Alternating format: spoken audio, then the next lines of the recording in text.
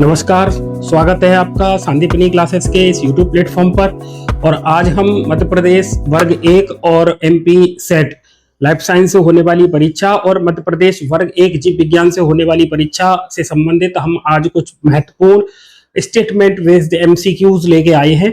और इस MCQs में आपका जो सिलेबस में रिप्रोडक्शन एंड फ्लावरिंग प्लांट जो दे रखा है उससे संबंधित सारे चैप्टर का एक तरीके से निचोड़ यहाँ मिलेगा आपको। तो आप बने रहिए सांदीपनी क्लासेस के साथ, चैनल को सब्सक्राइब करें और अपने फ्रेंड और फैमिली के साथ शेयर करते रहें। वीडियो को लाइक शेयर करें और अच्छा सा कमेंट करना ना भूलें। तो चलिए शुरू करते हैं हम। ये एक नए तरीके के MCQs हैं जो आपके पूरे टॉपिक पर कमांड को सुनिश्चित करेंगे और प्रश्न सही होने की संभावना बहुत अधिक रहेगी। तो चलिए शुरू करते हैं। देखिए, सबसे पहला प्रश्न दे रखा है, which of the following statements are correct. देखो, करेक्ट पूछा जा रहा है अबाउट ए टिपिकल माइक्रोस्पोरेंजियम। ठीक है, निम्नलिखित में से कौन से कथन एक सामान्य लघु बीजाणुधानी माइक्रोस्पोरेंजियम के बारे में सही है। तो यहां पर ये 4 ऑप्शन दे रखे हैं।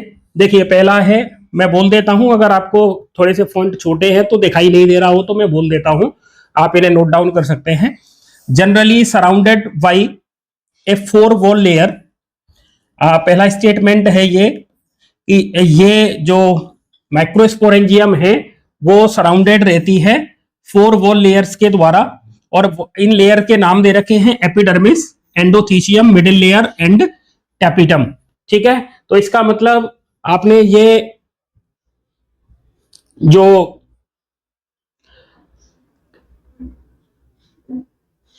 चैप्टर में अपन ने पढ़ रखा है पहले से, प्री फर्टिलाइजेशन चेंज और इवेंट में मेल रिप्रोडक्टिव सिस्टम के अंदर हम जब एंथर के बारे में पढ़ते हैं तो वहां पर ये 4 नाम आते हैं। जो बॉल है वो बनी होती है एपिडर्मिस, ये सबसे आउटर मोस्ट लेयर है, एंडोथीशियम दूसरे नंबर की है, मिडिल लेयर तीसरे नंबर की है और टैपिडम सबसे भीतरी आवरण होता है। ठीक है, दूसरा स्टेटमेंट दे रखा है आउटर 3 वॉल लेयर्स, जो माइक्रोस्पोरेंजियम के चारों तरफ जो सबसे बाहर वाली जो 3 वॉल लेयर्स है उनका जो परफॉर्म फंक्शन क्या है, वो क्या फंक्शन करती हैं, तो वो प्रोटेक्शन का करती हैं और help in dehiscence of anther to release the pollens. तो ठीक देखो, यहां पर 2 काम दिए गए हैं, एक है प्रोटेक्शन का और दूसरा है डिहिसेंस ऑफ एंथर। तो ये स्टेटमेंट भी सही है ना। तीसरा स्टेटमेंट देखते हैं, innermost wall layer is the tapetum which provide nourishment to the developing pollen grains. ठीक है, ये तीसरा स्टेटमेंट है, इसमें जो टैपिटम है ना उसके फंक्शन के बारे में बात की जा रही है।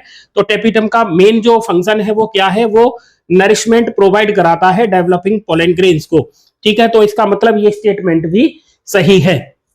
अगला स्टेटमेंट देखते हैं, a group of cell called the sporogenous cell occupies the centre of each microsporangium.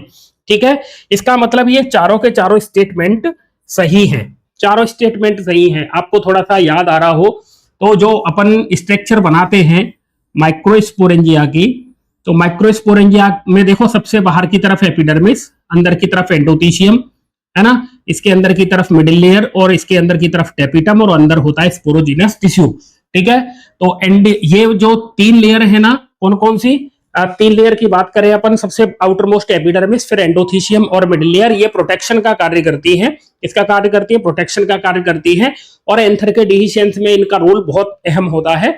लेकिन आपको थोड़ा सा ये भी याद रख लें कि एंथर का जो डिहिसेंस है ना वो एंडोथीशियम पर ज्यादा बेस्ड रहता है, क्योंकि एंडोथीशियम की जो सेल है उसमें अल्फा सेल्यूलोज की, ठीक है, एंडोथीशियम की जो सेल है ना उनपे अल्फा सेल्यूलोज की रेशेदार स्ट्रिप पाई जाती हैं, अल्फा सेल्यूलोज की रेशेदार पट्टियां पाई जाती हैं जो डिहिसेंस में अहम रोल प्ले करती हैं। ठीक है, तो इस तरीके से ये हमारा पहला प्रश्न है और इसका हमने स्टेटमेंट देखे हैं, तो इसका आंसर होगा कि इसके चारों ऑप्शन कैसे हैं, बिल्कुल सही हैं, चारों ऑप्शन बिल्कुल सही हैं। ठीक है, चलिए देखो ये एक बड़ा यूनिक तरीका है। एमसीक्यूज तो है ये स्टेटमेंट बेस, लेकिन आपका कंप्लीट चैप्टर भी यहाँ रिवाइज होने वाला है, तो वीडियो में अंत तक बने रहें। आपको बहुत स्टैंडर्ड और बहुत ही यूनिक टाइप के यहाँ पर एमसीक्यूज मिलने वाले हैं, तो सांदीपनी क्लासेस के साथ बने रही है, ठीक है, और अपनी सुनिश्चित सफलता को सुनिश्चित कीजिए। अगला प्रश्न है माइक्रोस्पोरोजेनेसिस। माइक्रोस्पोरोजेनेसिस मतलब लघु बीजाणु जनन, इससे क्या मतलब? लघु बीजाणु जनन, ठीक है। देखो माइक्रो का मतलब हो गया सूक्ष्म या लघु, है ना। स्पोर का मतलब हो गया बीजाणु, और जेनेसिस इनका बनना। इसका मतलब हम किसकी बात कर रहे हैं? तो हम बात कर रहे हैं किसकी? मेल वाले पार्ट की बात कर रहे हैं, ठीक है, क्योंकि मेल के लिए माइक्रो शब्द लगाते हैं अपन। तो यहां पर कुछ स्टेटमेंट दिए गए हैं, हम स्टेटमेंट को पढ़ लेते हैं पहले। देखिए पहला है जो माइक्रोस्पोरोजेनेसिस है, ये एक प्रोसेस है, process of formation of microspore from a pollen mother cell. Pollen mother cell मतलब पीएमसी, है ना। और पीएमसी कैसी होती है? 2n होती है, ये द्विगुणित होती है। पीएमसी कैसी होती है? द्विगुणित होती है, ठीक है। पोलन मदर सेल, तो पोलन मदर सेल कैसी होगी? तो पोलन मदर सेल होती है द्विगुणित। इसका मतलब microsporogenesis is a process of formation of microspore from a pollen mother cell.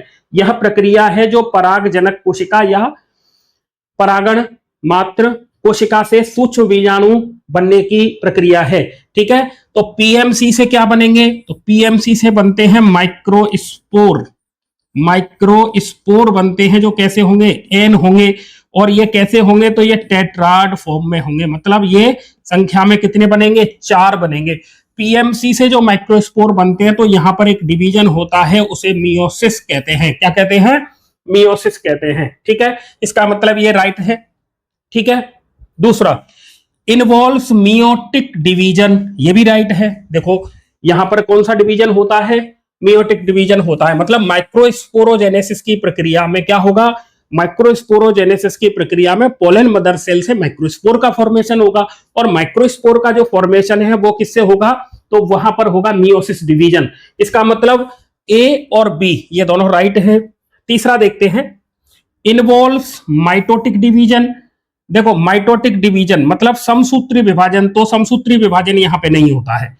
यहां पर माइक्रोस्पोर के फॉर्मेशन में केवल मियोसिस होता है, तो ये स्टेटमेंट गलत है, ठीक है। अगला है is a process of formation of male gamete, तो ये भी स्टेटमेंट गलत है।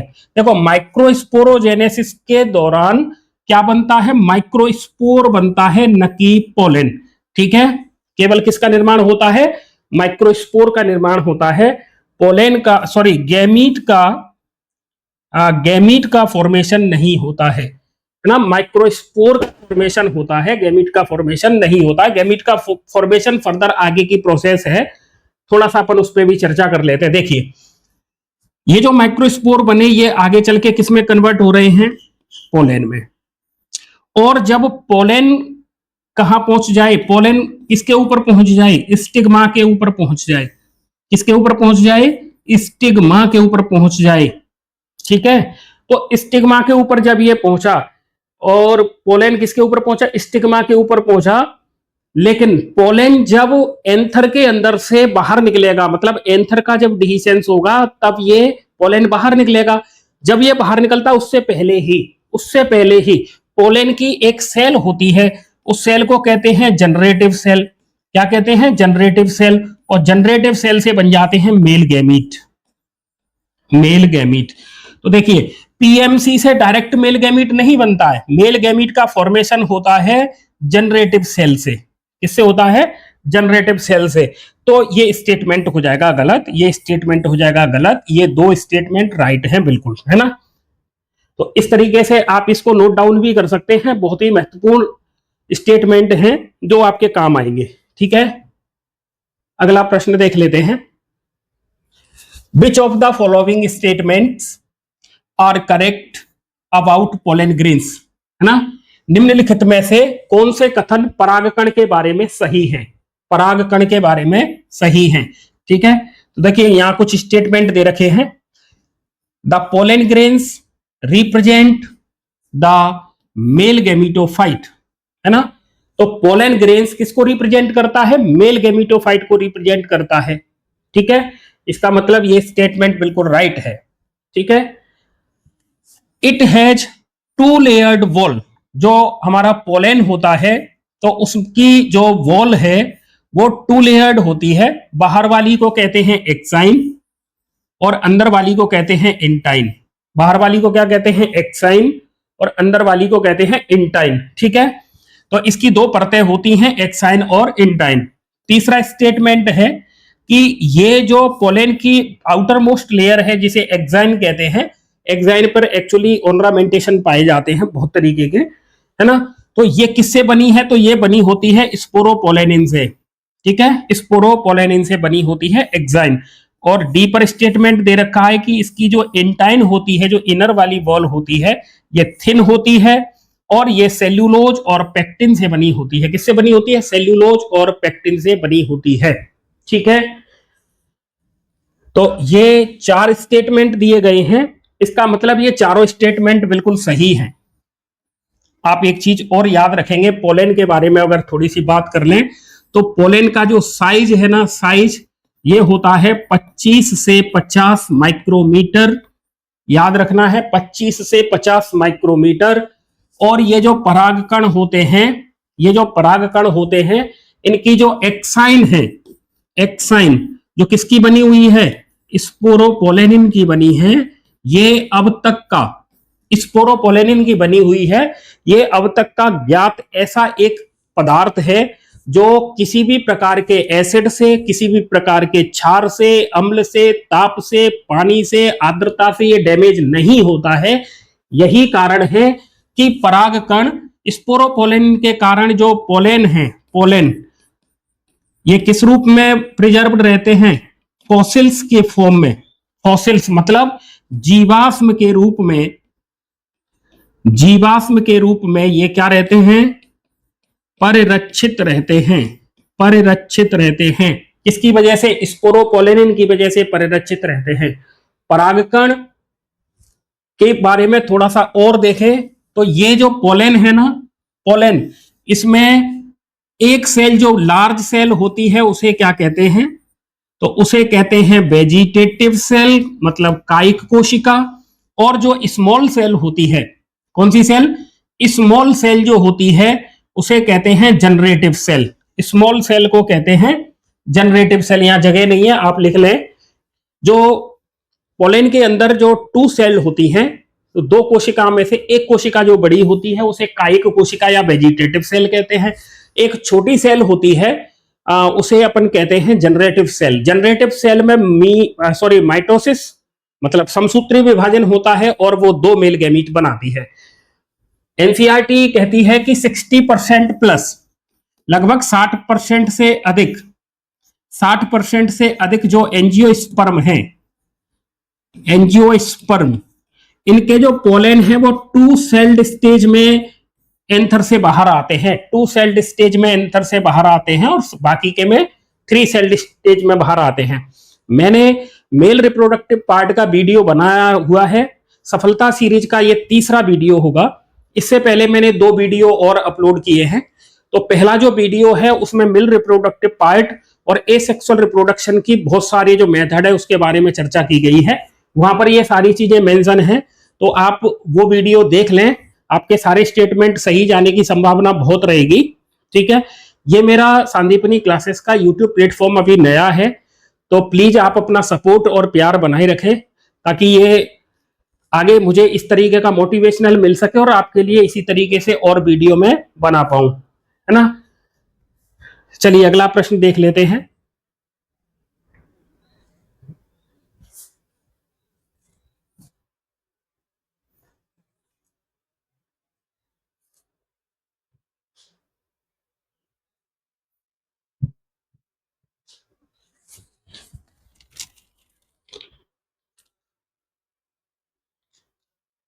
नेक्स्ट देखिए, अगला प्रश्न है क्वेश्चन नंबर 4 देख लेते हैं।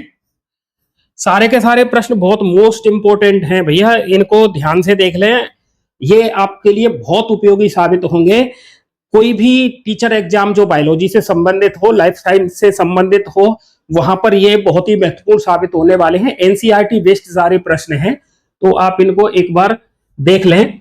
Vegetative cells of pollen grains, देखिए अभी हमने बात की थी कि पोलन ग्रेन्स में परागकण में कितनी कोशिका होती हैं, तो मैंने अभी बताया आपको 2 कोशिका होती हैं। एक जो लार्ज सेल होती है, लार्ज जो सेल है, और एक होती है स्मॉल सेल, है ना। एक होती है लार्ज और एक होती है स्मॉल। तो देखिए पहला स्टेटमेंट है ये लार्ज सेल होती है, बिल्कुल बात सही है। ये जो कोशिका है वो बड़ी होती है। कौन सी सेल? Vegetative cell. साइज में कैसी होती है? बड़ी होती है। नंबर दूसरा स्टेटमेंट क्या कह रहा है? देखिए दूसरा स्टेटमेंट कहता है divides mitotically to give rise to 2 male gametes. देखो ऐसा नहीं होता है, ये स्टेटमेंट तो गलत है। और गलत क्यों है? देखिए जो स्मॉल सेल होती है इसे हम कहते हैं जनरेटिव सेल। जनरेटिव सेल कहते हैं, मतलब हम इसे कायिक कोशिका कहते हैं। और कायिक कोशिका में माइटोसिस डिवीजन होता है, और माइटोसिस डिवीजन होने पर 2 मेल गैमीट मतलब 2 नर युग्मक बनते हैं। स्मॉल सेल मतलब जनरेटिव सेल से बनते हैं, तो लार्ज सेल से तो नहीं बनते। इसका मतलब वेजिटेटिव सेल से मेल गैमीट का फॉर्मेशन नहीं होता है। ये बात बिल्कुल गलत है। ठीक है, अगला है gives rise to the pollen tube. यह पराग नलिका बनाती है, तो बिल्कुल बनाती है, ये बात बिल्कुल सही है। Divides meiotically to give rise to male gametes, है ना। तो इसमें न मियोटिक डिवीजन होता है, तो ये स्टेटमेंट भी गलत है ना। तो इसका मतलब इसमें 2 स्टेटमेंट सही हैं और 2 स्टेटमेंट गलत हैं। ठीक है, तो 2 स्टेटमेंट सही हैं और 2 स्टेटमेंट इसके गलत हैं। मतलब वेजिटेटिव सेल की बात हो रही है, तो थोड़ा सा वेजिटेटिव सेल को यही देख लें अपन, है ना। देखिए वेजिटेटिव सेल लार्ज होगी, मतलब बड़ी होगी। इसका जो केंद्रक है ना, केंद्रक न्यूक्लियस, केंद्रक, ये अनियमित आकार का होता है। अनियमित आकार का होता है, याद रखना, अनियमित आकार का इसका केंद्रक होता है। ठीक है, तो इस तरीके से ये हुआ क्वेश्चन नंबर 4। अगला देख लेते हैं।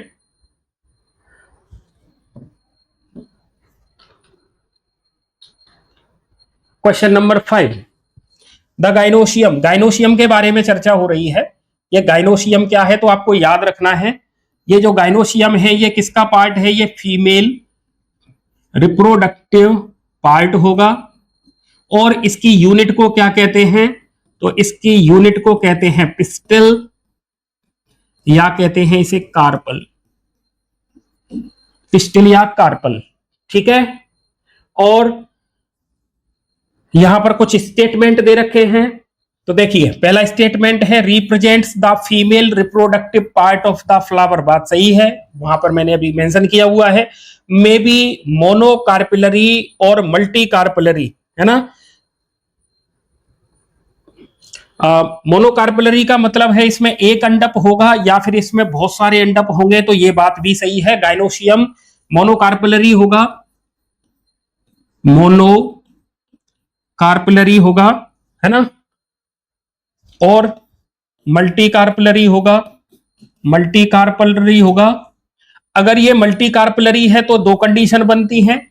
अगर इसमें देखो, अगर गाइनोशियम के अंदर कार्पल या अंडप की संख्या 1 है तो उसे कहते हैं एकांडपी या मोनोकार्पिलरी, और 1 से अधिक है तो हम कहते हैं उसे मल्टी कार्पिलरी या बहुअंडपी। और अगर ये बहुअंडपी कंडीशन होती है तो इसमें 2 कंडीशन आती हैं। एक को कहते हैं सिनकार्पस, एक को कहते हैं एपोकार्पस। देखो सिनकार्पस मतलब संयुक्तांडपी,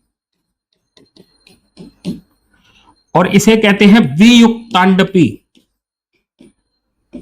वियुक्तांडपी, देखो वियुक्त मतलब अलग अलग, संयुक्त मतलब जुड़े हुए, तो संयुक्तांडपी और वियुक्तांडपी। संयुक्तांडपी का एग्जाम्पल क्या है? एनसीईआरटी में लिखा हुआ है, इसका नाम अफीम, आपको याद रखना है, अफीम, है ना।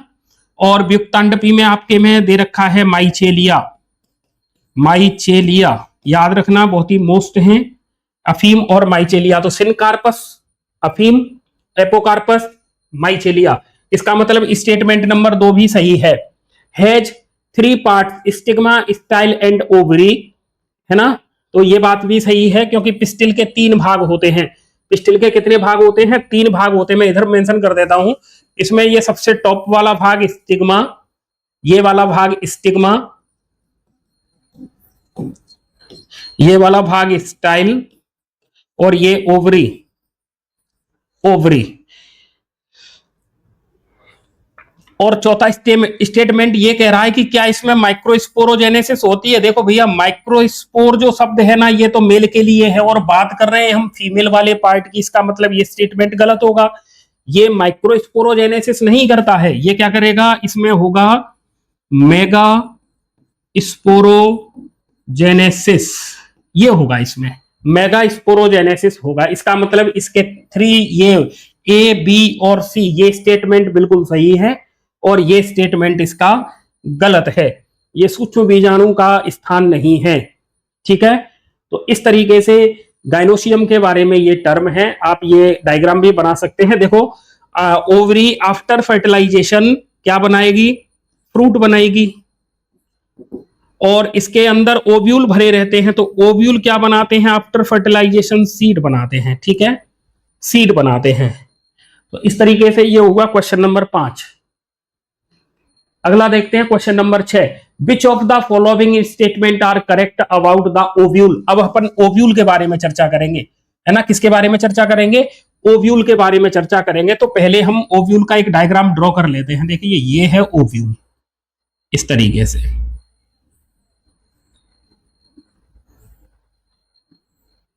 तो ये यहां पर मेरा इससे पहला जो वीडियो है, मैंने दूसरे नंबर का जो वीडियो है जिसमें अपन ने फीमेल रिप्रोडक्टिव पार्ट के बारे में जानकारी दी गई है, वहां चर्चा की है। तो उसमें आपको ये डायग्राम मिल जाएगा। ये एम्ब्रियो सैक है। ये इस तरीके का एक डायग्राम है। किसका है? ये ओव्यूल का है। और आपको याद रखना है, हम ओव्यूल को मेगा स्पोरेंजिया भी कहते हैं, मेगा स्पोरेंजिया भी कहते हैं। मतलब गुरु बीजाणु धानी, मेगा स्पोरेंजिया या गुरु बीजाणु धानी कहते हैं। इसमें कुछ स्टेटमेंट दे रखे हैं। पहला स्टेटमेंट तो सही है, इसे मेगा स्पोरेंजियम कहते हैं।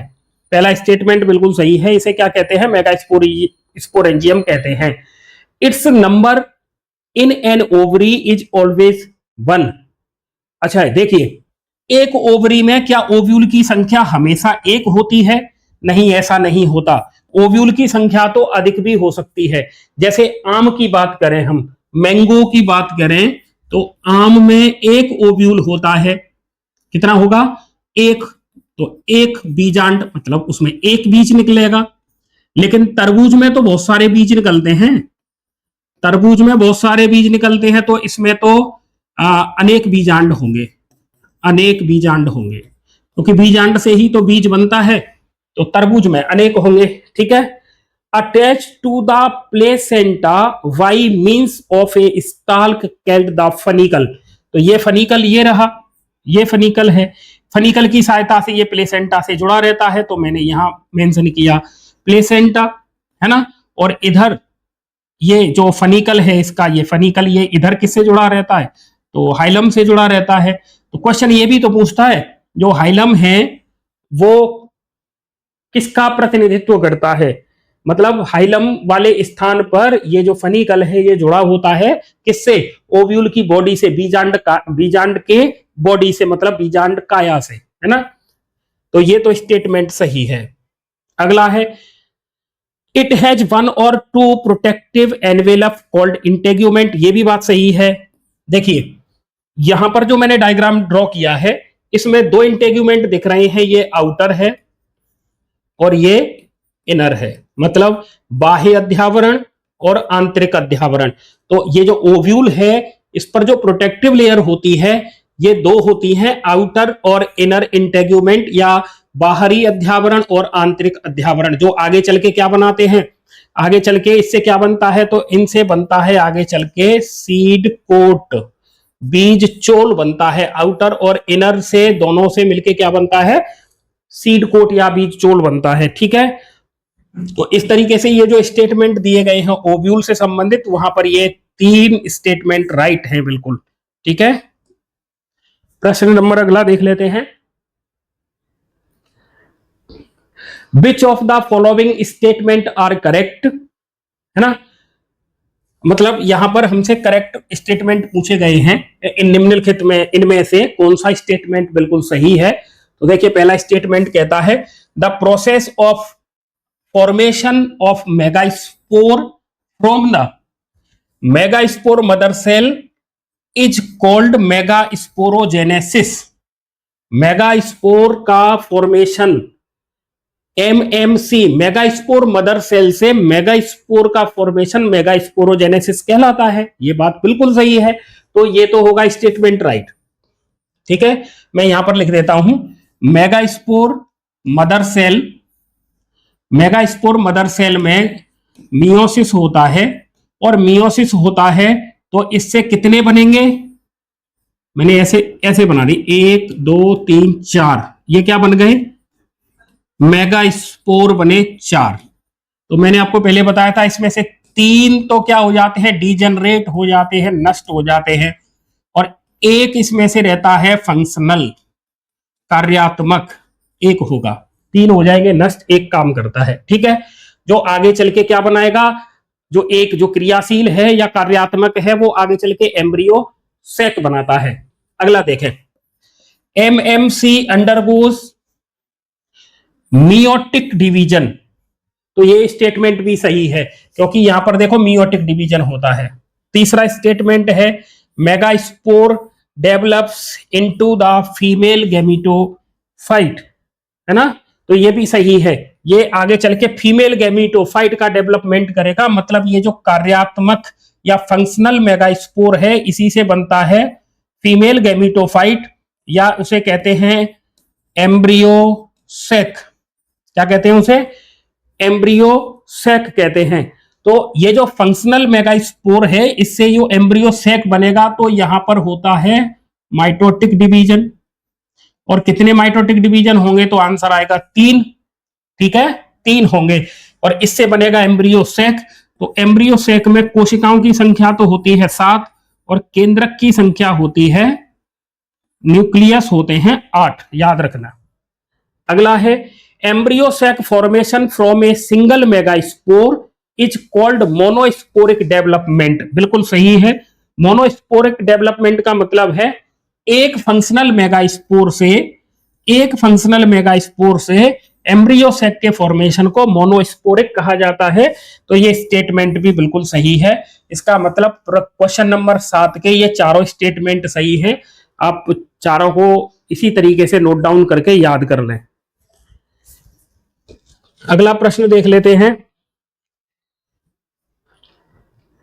प्रश्न number 8, which of the following statement are incorrect about embryo sac formation. देखो एम्ब्रियो सेक का फॉर्मेशन कराना है। एम्ब्रियो सेक मतलब ये हो गया फीमेल गैमीटोफाइट, मादा युग्मकोद्भिद, मादा युग्मकोद्भिद, फीमेल गैमीटोफाइट, एम्ब्रियो सेक। तो पहला स्टेटमेंट कहता है nucleus of the megaspore divides mitotically to give 7 nucleate stage. 7 nucleate stage नहीं, 7 न्यूक्लिएट नहीं बनते हैं, कितने बनते हैं, 8 न्यूक्लिएट स्टेज होगी, 8 न्यूक्लियस बनते हैं, 8 केंद्रक बनते हैं। कितने केंद्रक बनते हैं, 8 बनते हैं। तो हमें क्या पहचानना है इसमें से, इनकरेक्ट ऑप्शन पहचानना है। इसका मतलब ये इनकरेक्ट ऑप्शन हो गया। ठीक है, दूसरा कह रहा है nucleus of the megaspore undergoes free nuclear mitotic division. ये बात बिल्कुल सही है, क्योंकि देखिए इधर हम यहां पर बात करेंगे जो एक हमारे पास क्रियात्मक गुरुबीजाणु था एक, ये फंक्शनल मेगा स्पोर। तो इसमें जो 3 डिवीजन होते हैं, कौन से? माइटोटिक। तो ये जो माइटोटिक डिवीजन होते हैं ये एक्चुअल में फ्री न्यूक्लियर डिवीजन होते हैं। कैसे होते हैं? Free nuclear division. Free nuclear division का मतलब है ऐसा समसूत्री विभाजन जिसमें केवल केंद्रक का बंटवारा तो हो जाता है, लेकिन फॉर्मेशन, बॉल का फॉर्मेशन नहीं होता, तो सेल नहीं बन पाती है। हम उसे कहते हैं फ्री न्यूक्लियर डिवीजन। तो यहां पर यह स्टेटमेंट सही होगा। अगला है polar nuclei are present in the large central cell. ये स्टेटमेंट भी कैसा है? The polar nuclei are present in the large central cell, है ना? तो इसी में प्रेजेंट होते हैं। डी पर है statement 3 cells are grouped together at the chelazal end and constitute the egg apparatus। ये स्टेटमेंट गलत है, ऐसा नहीं होता, क्योंकि चेलेजल एंड की तरफ 3 सेल का जो ग्रुप होता है उसे एंटीपोडल सेल कहते हैं। क्या कहते हैं? एंटीपोडल सेल कहते हैं। उन्हें प्रतिमुखी कोशिका कहते हैं। प्रतिमुखी कोशिका कहते हैं। प्रतिमुखी कोशिका कहते हैं। ठीक है। तो एग एपरेटस तो एक्चुअली माइक्रोपाइल एंड की तरफ होता है। इधर होता है, माइक्रोपाइल एंड की तरफ होता है। और अगला स्टेटमेंट है ए टिपिकल एंजियोस्पर्मिक एम्ब्रियोसेक। एम्ब्रियोसेक या फीमेल गैमीटोफाइट 8 न्यूक्लिएट और 7 सेल्ड होता है। तो ये स्टेटमेंट है, राइट है ये। देखिए यहां पर स्टेटमेंट ये 2 गलत है, ये 2 गलत है। ठीक है। थोड़ा सा अपन इधर डायग्राम ड्रॉ कर लेते हैं फीमेल गैमीटोफाइट का। तो इसमें देखिए ये चलेजा एंड है और ये माइक्रोपाइल मान लिया अपन ने। तो देखिए माइक्रोपाइल पर एक एग सेल और 2 सिनर्जिड सेल, तो ये तो बनाती हैं एग एपरेटस। और चलेजा एंड पर जो 3 सेल होती हैं ये बनाती हैं एंटीपोडल सेल। और बीच में होती है सेंट्रल सेल जो बड़ी होती है, इसमें 2 पोलर न्यूक्लियाई रहते हैं। 2 पोलर न्यूक्लियाई रहते हैं। और यहां से भी एक क्वेश्चन आता है कि ये जो सेंट्रल सेल होती है वो कैसी होगी? तो वो 2n होती है, याद रखना 2n। बाकी की ये सभी सेल कैसी होती हैं? n होती हैं। तो आपसे क्वेश्चन पूछ सकता है एम्ब्रियोसेक की कितनी कोशिका 2n होंगी? तो 2n वाली कोशिका होगी 1, है ना? और n वाली कोशिका होंगी 6। n वाली कोशिका कितनी होंगी? 6 होंगी। तो इस तरीके से आपको ये याद रखना है। ठीक है, ये एम्ब्रियोसेक के बारे में जानकारी है। अगला प्रश्न देख लेते हैं। Which of the following statement are correct about pollination? Pollination मतलब परागण। परागण से के बारे में चर्चा है। ये परागण की क्रिया के बारे में जो स्टेटमेंट दिए हैं वो कैसे है? तो पहला स्टेटमेंट है it is the transfer of pollen grains from anther to stigma of a pistil. देखिए ये एक मैंने ये बनाया पिस्टल और ये बनाया मैंने स्टामेन। स्टामेन से निकला पोलन और ये पोलन आ गया स्टिग्मा के ऊपर। तो इस प्रोसेस को कहते हैं, क्या कहते हैं? इसे पॉलिनेशन कहते हैं। इसका मतलब ये स्टेटमेंट सही है। दूसरा, transfer from anther to stigma of same flower is called autogamy. ये भी सही है। देखिए अगर ये एक ही फ्लावर के हैं पार्ट, है ना, एक ही फ्लावर के पार्ट हैं, मतलब यहां पर जैसे मैंने बनाया, इसके पोलन इसी की स्टिग्मा पर आ गए, इस यहां एंथर से पोलन निकला और इसी की स्टिग्मा पर आ गया, तो हम इसे ऑटोगेमी कहते हैं। तो ये ऑटोगेमी हो रही है यहां पर। ये स्टेटमेंट भी सही है। अगला है cleistogamous flower perform autogamy only. ये भी सही है। देखो क्लिस्टोगेमस फ्लावर का मतलब होता है ऐसे फूल जो हमेशा बंद रहते हैं, वो कभी खुलते नहीं है। अब जब फ्लावर ऊपर से बंद होगा, जब फ्लावर खुलता नहीं है, ऊपर से बिल्कुल पूरी तरीके से बंद है, तो क्या होगा फिर? देखो इधर मैं एक डायग्राम ड्रॉ करता हूं। जैसे यहां पर ये फीमेल वाला पार्ट हो गया, ये मेल वाले पार्ट हो गए, और ये इसका हो गया पेटल्स, ये सेपल, अब ये फ्लावर ऐसे कवर्ड है, तो क्या होगा फिर, यहां पर बाहर से तो कोई पोलन जा नहीं पाएगा, ये तो वापस लौटेगा, है ना। तो फिर क्या होगा, इसी के पोलन इसी के ऊपर आते हैं, मतलब इसमें ऑलवेज ऑटोगैमी ही होगी, तो इसमें ऑटोगैमी ओनली होगी, ये बिल्कुल राइट आंसर है। Chasmogamous flower performed autogamy only, ये गलत बात है, क्योंकि ये वाले जो फ्लावर है ना, चेस्मोगेमस वाले जो फ्लावर हैं, ये तो खुल जाते हैं, ये तो खुले हुए होते हैं, खुले हुए होते हैं। तो खुले हुआ फ्लावर है तो फिर बाहर से पोलन आ ही जाएगा वहां तो, और जब बाहर से पोलन आ जाएगा तो ऑटोगैमी क्या, वहां तो क्रॉस पोलिनेशन भी हो सकता है, जिटेनोगैमी भी हो सकती है ना, ऑटोगैमी भी हो सकती है, ओनली शब्द नहीं आता यहां पर, है ना। तो संभावना रहती है कि ऑटोगैमी भी हो सकती है, अगर बाइसेक्सुअल फ्लावर है तो ऑटोगैमी होगी, है ना, या फिर जिटेनोगैमी होगी, या फिर क्रॉस पोलिनेशन तो होना ही है ना, जिनोगैमी भी हो सकती है। तो इस तरीके से ये जो स्टेटमेंट है, इसमें से ये वाला स्टेटमेंट गलत है। अब बात ये आती है चेस्कोगेमस फ्लावर और क्लिस्टोगेमस फ्लावर, जो हमेशा बंद रहते हैं, हम ओनली जो क्लोज्ड है क्लिस्टोगेमस, चेस्मोगेमस खुल जाते हैं। तो इसके जो प्लांट हैं उनके एग्जाम्पल हैं, जैसे कनकोआ, है ना, वायोला, ऑक्जेलिस, याद रखना ऑक्जेलिस, सामान्य पानसी, इस तरीके से ये इसके एग्जाम्पल हैं। तो ये पॉलिनेशन से संबंधित बात थी। तो ये प्रश्न नंबर हो गया 9। नेक्स्ट प्रश्न देख लेते हैं, प्रश्न number 10, which statement are incorrect about geitonogamy. यहां पर हमें इनकरेक्ट स्टेटमेंट को पहचानना है, जिटेनोगेमी से संबंधित है। जिटोनोगेमी का मतलब क्या होता है, ऑटोगेमी का मतलब मैंने अभी आपको बताया, सेम प्लांट के सेम फ्लावर के अंदर पॉलिनेशन का होना, सेम प्लांट सेम फ्लावर, है ना, पॉलिनेशन कहां हो रहा है, सेम प्लांट सेम फ्लावर। लेकिन जिटेनोगेमी में क्या हो रहा है, जिटेनोगेमी में होगा same plant but different flower.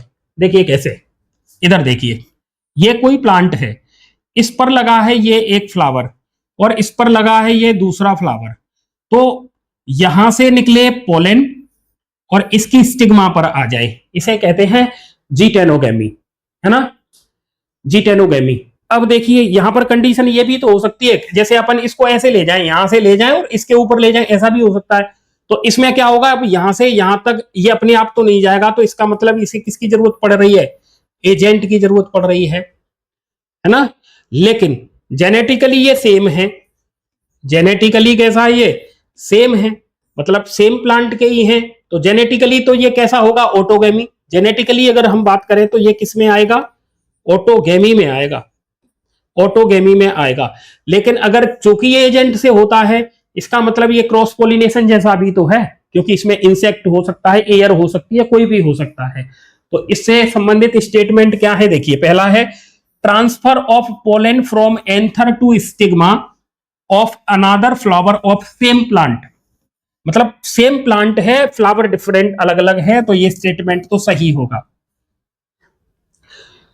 It is genetically similar to autogamy, ये भी बात सही है। देखो जेनेटिकली तो सिमिलर है, क्योंकि एक ही प्लांट की बात है, एक ही प्लांट पर हो रहे हैं, प्लांट तो सेम है ना, तो जेनेटिकली ये सेम होंगे, इसका मतलब स्टेटमेंट बी बिल्कुल सही है। Transfer of pollen from another plant, transfer of pollen from another plant नहीं, सेम प्लांट के अंदर बात होती है, एनोदर प्लांट नहीं, एनोदर प्लांट की जगह पर आता सेम प्लांट, तो ये सही हो जाता। तो एनोदर प्लांट नहीं, सेम प्लांट होगा। और अगला है it is a form of cross pollination, cross pollination.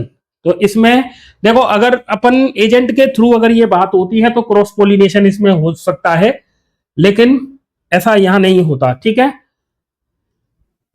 तो स्टेटमेंट कौन कौन से सही है, एक तो ये सही है, एक ये सही है। और अगर हम इसे देखें संरचनात्मक दृष्टि से, स्ट्रक्चरली अगर हम इसे देखते हैं, तो ये क्रॉस पोलिनेशन इसलिए है क्योंकि यहां पर किसकी जरूरत पड़ रही है, एजेंट्स की जरूरत पड़ रही है ना। और एजेंट्स कितने प्रकार के होते हैं, पोलिनेशन कराने वाले एजेंट दो होते हैं ना, एक कौन से होंगे, बायोटिक, और एक कैसे होंगे, एबायोटिक। तो इस तरीके से ये सही है, तो स्टेटमेंट 3 सही है, ठीक है। देखो यहां लिखा हुआ है geitonogamy is functionally cross pollination, functionally cross pollination but genetically self pollination. और सेल्फ पॉलिनेशन में के टाइप कितने हैं आपकी एनसीईआरटी में? तो सेल्फ पॉलिनेशन के टाइप दो हैं, एक होता है ऑटोगेमी और एक होता है जीटेनोगेमी। ये सेल्फ पॉलिनेशन के अंदर ही आते हैं, ठीक है।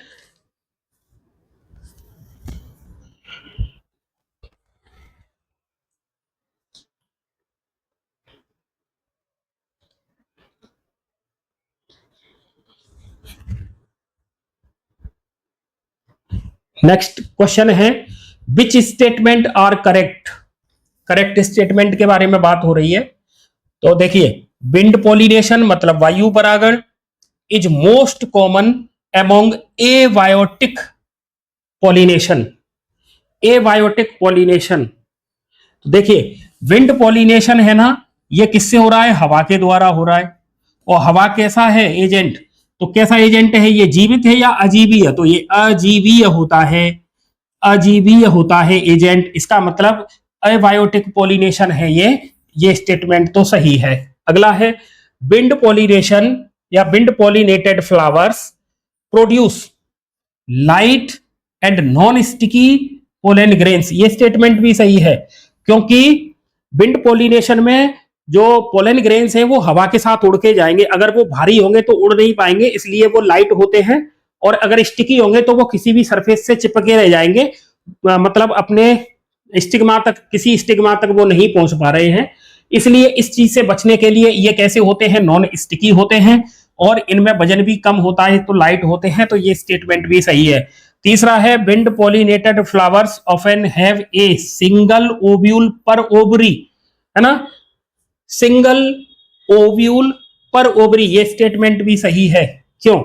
देखिए, विंड पॉलिनेशन या वायु द्वारा जो परागण होता है वो एक संयोगात्मक घटना है। जरूरी नहीं है कि पोलन वहां पहुंचेगा ही, नहीं भी पहुंचेगा तो संयोगात्मक घटना है। और जब संयोगात्मक घटना है तो उसे सुनिश्चित करने के लिए ऐसा किया जाता है कि पोलन ग्रेन्स की संख्या तो रहती है अधिक, और ओवरी के अंदर ओव्यूल रखा जाता है कम, जिससे कि पोलिनेशन और फर्टिलाइजेशन को सुनिश्चित किया जा सके, ठीक है। क्योंकि विंड पॉलिनेशन और वाटर पॉलिनेशन ये एक संयोगात्मक घटना है, इनकी सुनिश्चितता बहुत कम रहती है। और इसी से बचने के लिए पोलन ग्रेन्स और स्टिग्मा में कुछ एडेप्टेशन या अनुकूलन पाए जाते हैं। जैसे अगर विंड पॉलिनेशन है तो जो लाइट वेट होंगे और नॉन स्टिकी पोलन होंगे, ठीक है, लेकिन इनकी स्टिग्मा फेदरी होती है, फेदरी स्टिग्मा होती है और स्टिकी नेचर की होती है, जिससे कि पोलन वहां आके चिपक जाए, है ना। ऐसे ही अगर वाटर पॉलिनेशन हो रहा है तो वाटर पॉलिनेशन के जो पोलन ग्रेन्स हैं उनकी संख्या भी अधिक रहती है, लेकिन वो म्यूसिलेज आवरण से ढके रहते हैं ताकि वो पानी के अंदर सड़ नहीं जाए, है ना। और जब वाटर पॉलिनेशन की बात आएगी तब वो और चर्चा करेंगे। अगला स्टेटमेंट है wind pollination is common in grass. ये भी सही है। तो विंड पॉलिनेशन जैसे मक्का में होता है ना, घास में होता है, घास में होता है, मक्का में होता है, तो ये ग्रासेस में होता है। ये भी बहुत सही है। तो आपको अगर इसका विंड पॉलिनेशन का एग्जाम्पल पूछे तो आप मक्का को याद रख सकते हो, ग्रासेस को याद रख सकते हो, है ना। और ये एबायोटिक एजेंट के थ्रू होता है। पोलन कैसे होंगे इसमें? तो लाइट वेट होंगे, नॉन स्टिकी होंगे, है ना। और इसकी ओवरी में सिंगल ओव्यूल ही प्रेजेंट रहता है, जिससे कि पॉलिनेशन की संभावना को बढ़ाया जा सके, ठीक है। अगला प्रश्न देख लेते हैं, पॉलिनेशन बाई वाटर। अब वाटर के पॉलिनेशन के बारे में चर्चा हो रही है। तो देखिए, वाटर पॉलिनेशन जल परागण की बात हो रही है, जल परागण। तो देखो नाम से ही पता लग रहा है जल परागण का मतलब ये जलीय पादपों में होगा। किसमें होगा? जलीय पादपों में होगा। क्या ये बात सही है? जल परागण, है ना, वाटर पॉलिनेशन केवल जलीय पादपों में होता है, ये बात सही है। लेकिन ऐसा हर समय सही नहीं होता। कुछ पादप ऐसे हैं जिनमें जो जल में तो रहते हैं, लेकिन उनमें कीट परागण या फिर वायु परागण भी होता है। इंसेक्ट के द्वारा पॉलिनेशन हो सकता है, या फिर एयर के द्वारा, विंड के द्वारा पॉलिनेशन भी हो जाता है। ठीक है, पहले इसके स्टेटमेंट देख सकते हैं। Rare in flowering plants, flowering plants में वाटर पॉलिनेशन है ना, हाइड्रोफिली, वाटर पॉलिनेशन बहुत कम होता है। दूसरा, मोस्टली अकर्स इन मोनोकोटिलीडन्स प्लांट, एक बीजपत्री पादपों में ये अधिक होता है। मोनोकोटिलीडन्स का मतलब हो गया एक बीजपत्री पादप, ऐसे पादप जिनके बीज में केवल एक बीज पत्र होता है, और जो एक होता है उसे क्या कहते हैं, तो उसे कहते हैं स्कुटेलम। क्या कहते हैं? स्कुटेलम कहते हैं, जो पार्श्व में लगा रहता है। अगला है occurs in aquatic plants such as Vallisneria, Hydrilla and sea grasses, जैसे जोस्टेरा। तो ये जो वाटर पॉलिनेशन है वो किस किस में पाया जाता है, तो एक तो वेलिसनेरिया में पाया जाता है, एक हाइड्रला में पाया जाता है, और सी ग्रास, और सी ग्रास का एग्जांपल दे रखा है जोस्टेरा, इनके अंदर होता है, वेलिसनेरिया में, हाइड्रला में और जोस्टेरा में। Occurs in water hyacinth and water lily, occurs in water hyacinth and water lily, है ना। तो वाटर हाइसिंथ में, वाटर लिली में भी ये पॉलिनेशन होता है, जल परागण, है ना। लेकिन जो वाटर हाइसिंथ है और वाटर लिली है, ये प्लांट एक्चुअल में है कैसे, तो ये पादप कहां मिलते हैं, तो ये जलीय पादप हैं। कैसे पादप हैं ये? जलीय पादप हैं। लेकिन इनके अंदर जो पॉलिनेशन है, पॉलिनेशन जो है, पॉलिनेशन इनमें किसके द्वारा होता है? इंसेक्ट के थ्रू होता है। तो याद रखना, वाटर हाइसिंथ और वाटर लिली, इनमें जो पॉलिनेशन है वो इंसेक्ट के द्वारा होगा, प्रिंट के द्वारा भी हो जाता है। लेकिन ये पादप कैसे हैं? ये जलीय पादप हैं। ठीक है, तो जलीय पादप होते हुए भी इनमें जल के द्वारा पॉलिनेशन नहीं हो रहा है। अगला प्रश्न देख लेते हैं।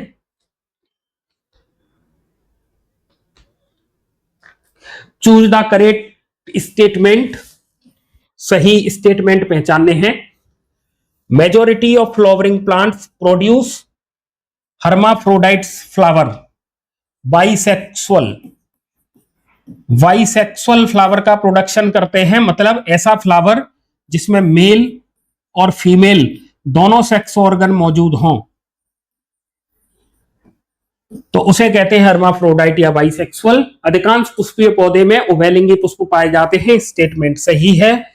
Continued self pollination result in inbreeding depression, लगातार स्वपरागण करने से अंतः प्रजनन अवसाद होता है, ये स्टेटमेंट भी सही है। अगर किसी पादप में लगातार सेल्फ पॉलिनेशन ही होता रहे तो उसके अंतर्गत क्या हो जाता है? अंतः प्रजनन अवनमन हो जाता है, मतलब उसमें नए कैरेक्टर डेवलप नहीं होते हैं, है ना। तो इनब्रीडिंग डिप्रेशन इनके अंदर हो जाता है, ये याद रखना मोस्ट है। लगातार सेल्फ पॉलिनेशन होने से क्या रिजल्ट निकलेगा? तो इसमें अंतः प्रजनन अवसाद हो जाता है। Monoecious condition prevents autogamy but not geitonogamy, है ना। एकलिंगी जो अवस्था है वह स्वगमन को रोकती है, परंतु जीटेनोगेमी को नहीं रोक पाती है, ये स्टेटमेंट भी सही है ना। मोनोशियस प्लांट की बात हो रही है, मोनोशियस अवस्था, है ना। ऑटोगेमी को रोक लेती है लेकिन जीटेनोगेमी को नहीं रोक पाती है, ये बात सही है। और जो डायोसियस है वो बोथ ऑटोगेमी एंड जीटेनोगेमी दोनों को रोक लेते हैं, है ना। ऑटोगेमी और जीटेनोगेमी दोनों को रोक लेते हैं, इसका मतलब ये सारे स्टेटमेंट सही हैं। तो मोनोसियस और डायोसियस दो कंडीशन है, मोनोसियस और डायोसियस। तो देखिए मोनोसियस का मतलब ये हुआ, एक प्लांट है, सपोज करें एक प्लांट है, इस प्लांट पर ये जो फ्लावर लगा हुआ है ये मेल का है और ये जो फ्लावर लगा हुआ है ये फीमेल का है, फीमेल का है। तो प्लांट तो एक ही है, एक ही प्लांट पर दोनों फ्लावर है, मेल वाला भी है और फीमेल वाला भी है। जैसे इसका एग्जांपल क्या है, जैसे मेज में, मक्का में। अब यहां देखो मोनोसियस जो कंडीशन है वो प्रिवेंट ऑटोगेमी, ऑटोगेमी तो रुक जाएगी ना, क्योंकि इसमें तो केवल बनेंगे पोलन, और यहां पर है स्टिग्मा, तो फिर ऑटोगेमी कहां हो पाएगी? ऑटोगेमी तो नहीं होगी, लेकिन जीटेनोगेमी तो हो जाएगी ना, क्योंकि ये पोलन यहां आ सकता है, तो जीटेनोगेमी हो रही है। अब बात आती है डायोसियस कंडीशन। डायोसियस कंडीशन में क्या होगा? डायोसियस कंडीशन में दो प्लांट अलग अलग होते हैं। इस प्लांट पर लगा है मेल वाला फ्लावर और इस पर लगा है फीमेल वाला फ्लावर, जैसे कि पपीता में। तो अब क्या कंडीशन आ रही है? यहां पर ना तो ऑटोगेमी होगी ना जीटेनोगेमी होगी, यहां तो क्रॉस पॉलिनेशन होगा। क्या होगा? क्रॉस पॉलिनेशन होगा। तो ना तो ऑटोगेमी होगी ना जीटेनोगेमी होगी, क्या होगा यहां पर? अब क्रॉस पॉलिनेशन होगा, क्रॉस पॉलिनेशन होगा, याद रखना है। ठीक है, तो ये चारों के चारों स्टेटमेंट बिल्कुल सही हैं। देखो एक बार और देख लें। Majority of flowering plant produce hermaphrodite flower या बाइसेक्सुअल फ्लावर, ये बात सही है। कंटिन्यूअस अगर सेल्फ पॉलिनेशन होता है तो इनब्रीडिंग डिप्रेशन होता है, मतलब अंतः प्रजनन अवसाद होता है। मोनोसियस कंडीशन अगर है प्लांट में, मोनोसियस कंडीशन है, तो मोनोसियस कंडीशन जब होगी तो ऑटोगेमी तो प्रिवेंट्स हो जाएगी, लेकिन जीटेनोगेमी प्रिवेंट्स नहीं होती है। और डायोसियस कंडीशन होगा तो डायोसियस कंडीशन में ऑटोगेमी और जीटेनोगेमी दोनों ही रुक जाती हैं, वहां पर फिर क्रॉस पॉलिनेशन होता है, ओनली क्रॉस पॉलिनेशन होगा। तो इसका मतलब ये सारे के सारे स्टेटमेंट कैसे हैं? ये सही हैं। अगला प्रश्न देख लेते हैं। प्लॉइडी ऑफ, देखो यहां थोड़ा सा दिमाग लगाना है। Ploidy of endothecium, endothecium, microspore mother cell, tapetum and microspore. देखो एक लेयर एपिडर्मिस, इसके अंदर वाली लेयर एंडोथीसियम,